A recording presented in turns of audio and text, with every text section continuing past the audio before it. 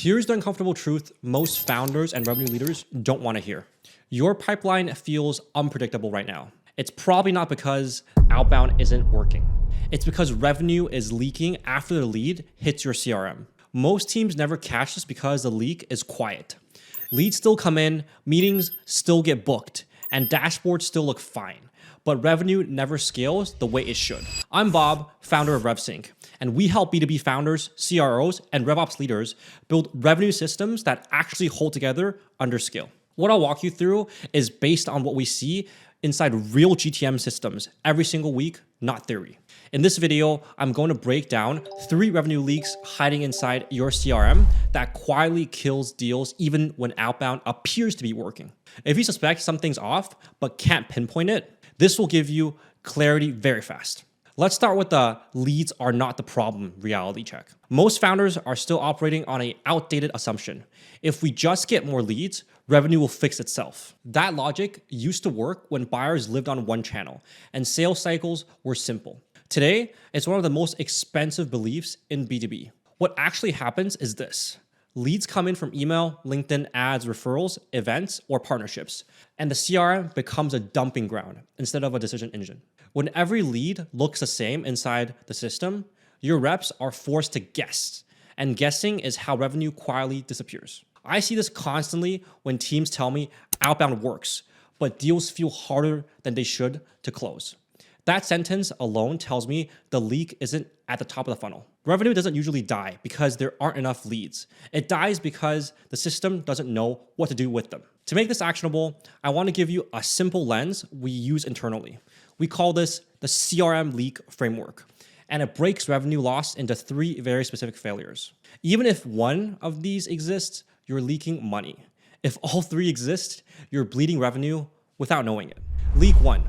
Signal loss at the point of entry. The first leak happens the moment a lead enters your CRM. This is where intent gets flattened and context gets lost. A lead who replies not now, but interested is not the same as a lead who downloads a guide, yet in most CRMs, they're treated almost the same. Job titles are outdated, company data is wrong, and ICP fit is either static or non-existent. So your system can't distinguish between high intent, high demand, and background noise. This is why reps chase the wrong accounts, not because they're bad at sales, but because the system never told them what mattered. I constantly talk about how teams lose real revenue just from poor tracking and data accuracy.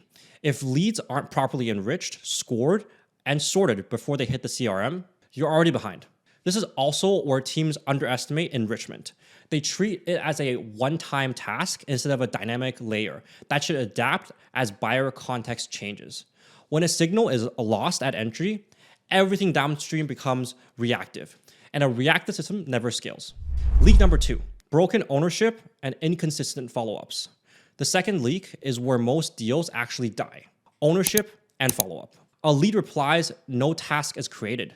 Someone assumes another rep is handling it, but no one is. I've personally seen this happen during high-pressure situations, including when clients were mid-raise and every response mattered. One small system mistake can pause the entire pipeline. In one case, we dealt with a cost-saving decision to move email sequencers, and it broke active inboxes. And it cut active conversations. Replies were still coming in, but they had nowhere to land. That's not a tool failure, that's a system failure. When follow-up logic isn't automated, prioritized, and enforced, revenue depends on memory. And memory is not a strategy. This is also why hiring more SDRs rarely fixes the issue. You're scaling inconsistently inside a broken system. If ownership isn't crystal clear and follow-up isn't system-driven, revenue will leak no matter how motivated the team is. Now, before leak 3, if you want help diagnosing your current CRM revenue leaks and exactly what to do about it, use the link in the description below to book a call with me and let's have a quick chat. Now into leak 3, channel chaos disguised as omni-channel. The third leak is the most misunderstood, and it's accelerating fast. Most teams think omni-channel means more touches on more platforms, when in reality, it means one coordinated conversation that moves across all channels intentionally. What usually happens instead is channel stacking without logic. You have email, LinkedIn, calls, and ads all on fire independently. with no shared memory, no hierarchy of intent, and no rules about what happens or when a buyer engages. This is where revenue dies quietly. A prospect replies to an email with light interest. And because the CRM doesn't treat that as a meaningful state change, they still get hit with a LinkedIn DM or cold call that ignores the context entirely. That moment does more damage than silence. It signals that your company does not know where the conversation is, which immediately lowers trust and perceived competence. Real omnichannel isn't about volume. It's about sequencing intelligence. Every channel needs to know 3 things at all times. Has this lead engaged?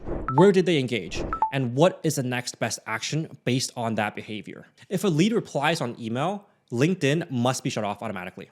If they ignore email but view your ad or profile, the system should escalate, not restart, from a different channel. Without that logic, teams mistake activity for progress. They think they're increasing surface area, but what they're actually doing is fragmenting the buyer experience. This is also why single channel outbound is dying. Buyers don't live in one place anymore.